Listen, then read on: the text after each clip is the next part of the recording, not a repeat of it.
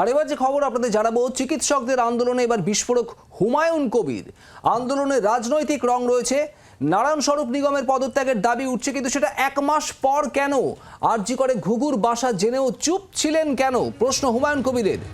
মানুষ মধ্যে চিকিৎসকরা আন্দোলন করছে, আমার জেলায় হলে ফল ভুগতেই হবে। বিস্ফোরক ভরতপুরের তৃণমূল বিধায়ক হুমায়ুন কবির। ভরতপুরের তৃণমূল বিধায়ক হুমায়ুন কবির রীতিমতো বিস্ফোরক। চিকিৎসকদের আন্দোলন নিয়ে বিস্ফোরক হুমায়ুন কবির। আন্দোলনের রাজনৈতিক রং আছে। নারায়ণ স্বরূপ নিগমের পদত্যাগের দাবি এক মাস পরে কেন? আরজি করে ঘুঘুর বাসা জেনেও চুপ ছিলেন কেন? মানুষ মধ্যে চিকিৎসকরা আন্দোলন করছে এবং এই আন্দোলন তার জেলায় হলে ফল ভুগতে হবে, এমন হুঁশিয়ারিও দিচ্ছেন মুর্শিদাবাদের ভরতপুরের তৃণমূল বিধায়ক হুমায়ুন কবির।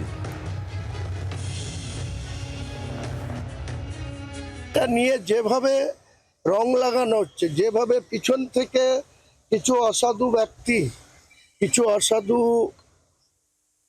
যারা সুবিধাভোগী আমলা আমি দেখতে পাচ্ছি, যারা এই সরকারের সঙ্গে অনেক সুবিধা ভোগ করে, তারাই এই সরকারটাকে আমার মনে হয় 2006 থেকে 2011-তে যে ঘটনা বুদ্ধবাবুর আমলে ঘটেছিল সেরকম একটা জায়গায় নিয়ে যেতে চাইছে। এই ডাক্তাররা যদি এইভাবে অমানবিকভাবে শুধু তিনাদের সিকিউরিটি আর তিনাদের স্বার্থ দেখতে থাকেন, তাহলে আম জনতার স্বার্থ দেখার জন্য আমরাও রাস্তায় নামতে বাধ্য হব। আমরা যখন সেই জায়গায় হাত দেবো তখন ডাক্তাররা কোথায় যাবে? আমরা তো চুপচাপ এটা মেনে নেব না। আশিরাবাদের মানুষ যখন এটা নিয়ে রাস্তায় নামবে তখন ডাক্তারবাবুরা কি করবেন, তখন ডাক্তারবাবুরা বুঝবেন। কে মার খাবে কে খাবে না, পাবলিকও মরছে, তাহলে ডাক্তাররা সুরক্ষিত থাকবে কেন?